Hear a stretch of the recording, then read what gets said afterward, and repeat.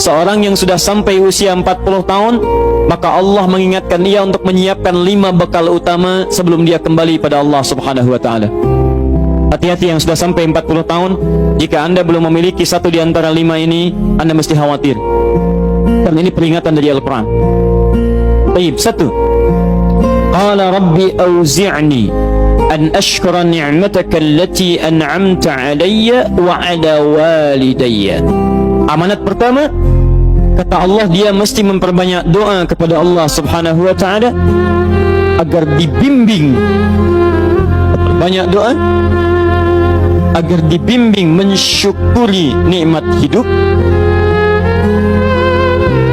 plus bisa meningkatkan bakti pada orang tua. 1. Rabbi auzi'ni an ashkura ni'mataka allati an'amta alayya wa ala walidayya. Perhatikan baik-baik. Ya Allah, mohon bimbing saya untuk selalu bisa mensyukuri segala nikmat yang telah Engkau berikan pada saya sekarang, 1, dan pada kedua orang tua saya. Baik, jadi kalau sudah sampai usia 40 tahun, pertama, anda memohon doa kepada Allah untuk dibimbing terus bersyukur kepada Allah. Ini yang mau saya tegaskan. Lihat baik-baik. Apa itu syukur? Tidak ada makna lain dari syukur yang tertuang dalam Al-Quran dan hadis kecuali ungkapan kebahagiaan atas nikmat yang Allah berikan kepada kita dengan cara menggunakan nikmat itu sesuai dengan fungsi yang telah Allah tetapkan. Misal, kita akan bersyukur dengan nikmat penglihatan mata. Anda diberikan 40 tahun dalam hidup, mata masih bisa melihat. Bagaimana mensyukuri nikmat mata? Kalau Anda ingin syukuri nikmat mata, maka yang paling singkat, gunakan nikmat mata ini sesuai dengan peruntukan yang telah Allah tetapkan. Fungsi yang telah Allah tetapkan. Apa fungsi mata? Masih ingat? Melihat yang baik-baik. Quran surah ke-24 ayat 30 untuk laki-laki, ayat 31 untuk perempuan. Qul lil mu'minina yaghuddu min absarihim. Katakan pada pria-pria yang merasa punya iman. Dengan iman itu dia yakin dengan akhirat. Wabil akhirati hum yuqinun. Karena yakin dengan akhirat dia sadar akan pulang dan dia tahu nikmat matanya akan ditanya oleh Allah Subhanahu wa taala. Katakan pada pria-pria yang yakin bahwa matanya akan ditanya oleh Allah. Quran surah ke-17 ayat 36. Innas sam'a wal basara wal fuada kullu ulaika kana anhu mas'ula. Setiap pendengaran Anda, penglihatan Anda, plus apa yang Anda fikirkan, satu saat akan ditanya, dipertanggungjawabkan di hadapan Allah Subhanahu wa taala. Karena itu kata Allah, katakan pada orang-orang yang yakin dengan itu semua, ghuddu min absarihim, matanya hanya boleh melihat yang baik-baik saja. Yang tidak baik palingkan. Ibu juga sama, ayat 31-nya. Wa kullil mu'minati yaghdudna min absarihinna. Katakan pada perempuan yang merasa yakin dengan Allah, yakin akan pulang, yakin akan ditanya, matanya hanya boleh melihat yang baik-baik saja menurut Allah. Yang tidak baik palingkan. Di ghaddul basar itu bukan nggak boleh lihat, Pak. Ghaddul basar itu silahkan lihat, tapi ketika yang dilihat tidak baik menurut Allah, maka palingkan dari itu semua. Ini tidak tepat, teman-teman sekalian. Anda hanya mengucapkan alhamdulillah ya, sampai sekarang penglihatan masih baik. Belum cukup. Baik itu dipakai lihat apa? Penglihatannya baik, tapi masalahnya yang dilihat baik tidak. Itu poinnya. Maaf, ada anak usia 4 tahun, Bu, Pak, tidak bisa melihat. Dalam tidak bisa melihatnya, dia masih mau menghafal Al-Quran.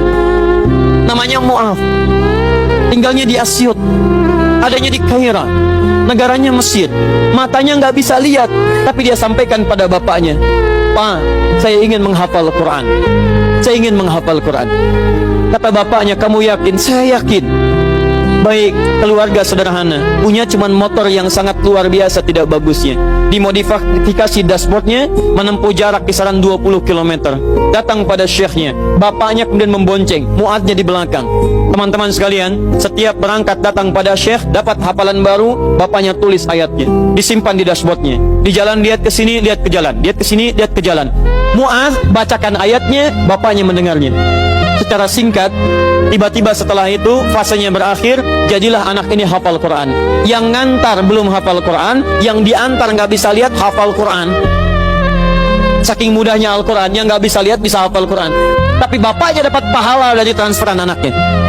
Perhatikan baik-baik. Begitu dibacakan Qurannya, bagus makhrajnya, viral kisahnya. Begitu viral di Timur Tengah, datang reporter mewawancara. Pertanyaan pertama, kalau adinda diperkenankan oleh Allah untuk bermohon saat ini, apa yang mau dimohonkan kepada Allah? Reporter ini mengira dia akan meminta doa seperti ibunda Imam Al-Bukhari bermohon kepada Allah supaya Al-Bukhari disembuhkan dari butanya. Bu, Pak, Imam Al-Bukhari itu dulu buta. Butanya permanen. Dilahir 2 tahun ayahnya meninggal, 4 tahun buta permanen. Nanti ada satu kejadian di situ yang dengan kejadian itu ibunya berdoa kepada Allah, anaknya menghafal Quran sampai di surat Qaf ya, ayat ke-22. Anaknya murajaah ayat, ibunya memohon kepada Allah sambil menangis sambil tertidur sampai tertidur. Disitulah kemudian terjadi sesuatu yang luar biasa. Seketika Allah sembuhkan Al-Bukhari kecil, matanya bisa melihat kembali. Karena kajian kita bukan di sini, lain waktu nanti saya terangkan. Anda yang punya kitab Fathul Bari, Syarah Sahih Al-Bukhari, beli jilid pertama, kitab Muqaddimah, halaman 634, paling kiri, paragraf yang ketiga, baris 1 sampai dengan 9. Anda temukan kisahnya. Nah, reporter ini mengira ini Mu'adz akan minta kepada Allah seperti Al-Bukhari kecil memohon kepada Allah, matanya bisa melihat lagi. Ternyata lihat baik-baik. Kalau saya diperkenankan bermohon kepada Allah dan permohonan saya dikabulkan, maka pertama saya akan mohon kepada Allah untuk tetap membutakan mata saya sampai dengan kiamat. Ya Rabb, mohon butakan mata saya sampai kiamat, karena dengan buta mata ini saya bisa menghafal Quran. Saya takut ya Allah, kalau saya melihat lagi, mata saya melihat maksiat dan hilang Quran dari hafalan saya. Anda bisa bayangkan, anak kecil 4 tahun, mata nggak bisa lihat, digunakan menghafal Quran. Dan dia takut kalau melihat matanya dipakai maksiat. Antum dikasih 40 tahun, 40 tahun, lebih daripada 4 tahun, lebih dari 14 tahun, Anda sampai 40 tahun, dipakai mata, dipakai apa mata Anda sampai dengan hari ini? Berapa maksiat yang telah Anda kumpulkan dari mata Anda itu? Mungkin wajar, jangankan hafal, baca masih sulit, lihat mushaf masih enggan, membaca masih susah. Kalau Anda sulit berhadapan dengan Al-Quran dalam pandangan Anda, tanyakan pada diri Anda, dipakai maksiat apa mata ini selama ini?